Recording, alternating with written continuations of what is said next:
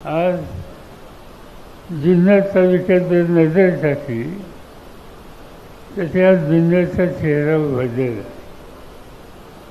इथे उत्तम शेती करतात, ऊसाची लागवड करतात, केळी करतात. मुंबईच्या बाजारात नाही तर अनेक ठिकाणी अनेक प्रकारची फळं अतिशय उत्तम रीतीने तयार करून आज माझ्या जुन्नरचा शेतकरी देशाची गरज भागवण्याचं ऐतिहासिक काम मोठ्या प्रमाणात करत असतो. हा या जिल्ह्याचा चेहरा आहे आणि मला आनंद आहे की जी काय धरणं झाली त्याची निम्म्यापेक्षा धरणाचं भूमिपूजन हे माझ्या हातून झालेलं आहे. जी काय धरणं झाली त्याचं बहुसंख धरण्याचा निर्णय माझ्या सैन्य झालेला होता आणि त्यामुळं जुन्नरचा चेहरा बदलला. एक काळ असा असायचा की मुंबईचा क्रॉफर्ड मार्केट, भायखळा मार्केट आमचे जुन्नरचे सरकारी त्या ठिकाणी अधिक असायचे. माझ्या घरी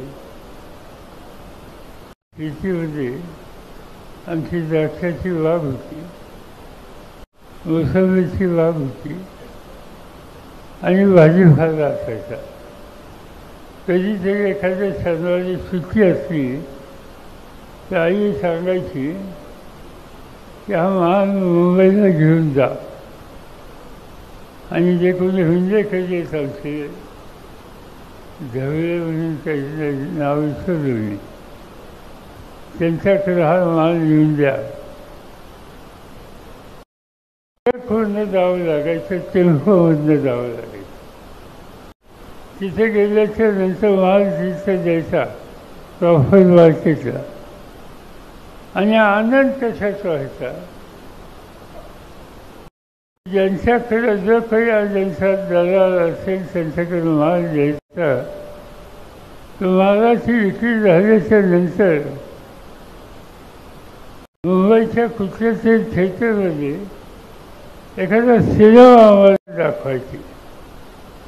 एक कप चहा आणि सिनेमा आम्ही खुश होऊन जायचो त्या जुन्नरी लोकांच्या भावनिकरणाने. आज ते आहे पण समान कमी. आणि जे चांगलं काम करतात त्यांच्या विरुद्ध सत्तेचा गैरवापर केला जातो.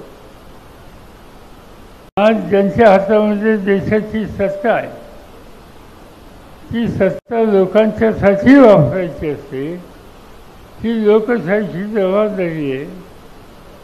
पण कुणी त्या तक्रार केली, त्या तक्रारीची नोंद घ्यायची आणि राजकीयदृष्ट्या वेगळा विचार असेल तर त्याच्या विरुद्ध खचले व्हायचे. माझ्या वाचण्यात आलं पानसरे यांना अटक केली. माहिती आहे ना, कधी चुकीचा धंदा केला त्यांनी.